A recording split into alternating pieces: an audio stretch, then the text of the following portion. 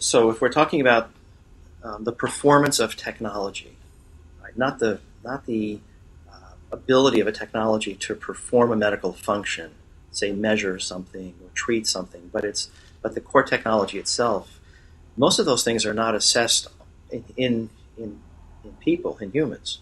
Right?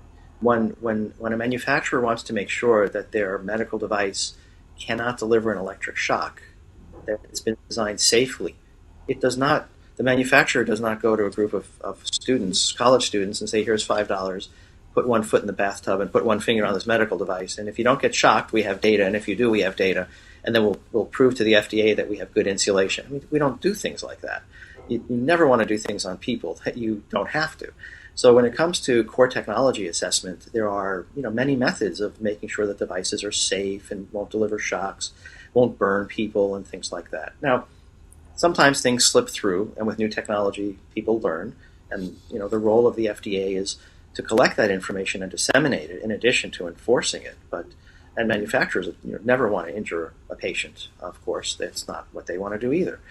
So, think about, when you talk about cybersecurity, think about that as another aspect of a technology and a system that doesn't necessarily need to be tested in a clinical trial on people. I can't imagine that would be done. That being said, many aspects of cybersecurity are really discussions about a system, not a single device, and how that device works within a larger system. Will the data be sent and received reliably? So if the medical device is dependent upon data from other devices or other tests, or it's transmitting the information, then it would be appropriate to assess that system.